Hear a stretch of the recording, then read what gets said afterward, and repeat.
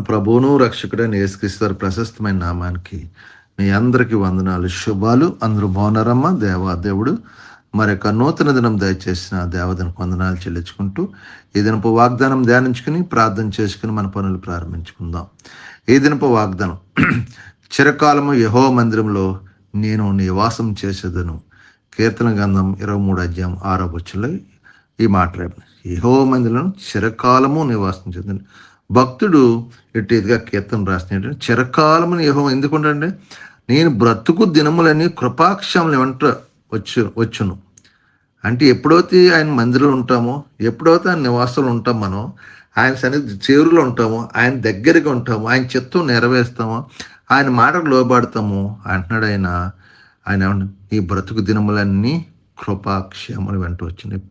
మనం ఎప్పుడైతే దేవునికి లోబడతామో దేవుడు అంటున్నాడు కృప ఎప్పుడు కూడా కృప ఉంటుందంట. మన బతుకు దినములన్నీ సంతోషము, సమాధానం, శాంతి, నెమ్మది దయచేయనుగా. అందుకే ఆయన మందిరంలో ఎప్పుడు కనపడుతుండాలి. మన సమయం దొరికినప్పుడల్లా వారానికి ఒకసారి ఆయన సన్నిధిలో కనపడాలి. ఆ సన్నిధిలో ఆయన ఆరాధించాలి, ఆయన స్తుతించాలి. ఆయన చేసిన మేలుని దేనిని మరొక. అందుకే ఎందుకు అంటున్నాడు యెహోవా నా కాపరి, నాకు లేమి కలగదు.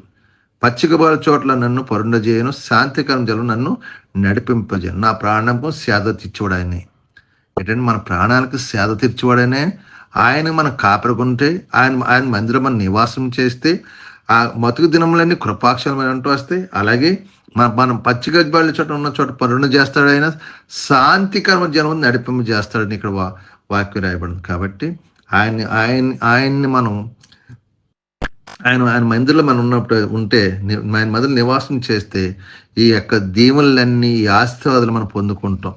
కాబట్టి ఈ దినాన్ని వాగ్దానం అంటే సహోదరుడా, సహోదరి, మరి మన బతుకు దినాన్ని ప్రభు సన్నిధి గడిపామంటే మనకి చిరకాలము యెహోవా మన నివాసం చేయడానికి మనకి కృపాక్షం మన ఎంట వచ్చినగాక. అటువంటి ధన్యత, కృప దేవాదం అందరికీ దయచేయను గాక. ఈ కొద్ది మాటలు దేవుడు దీవించి ఆశ్రయించును గాక. ఆమేన్. అందరికి వందనాలు.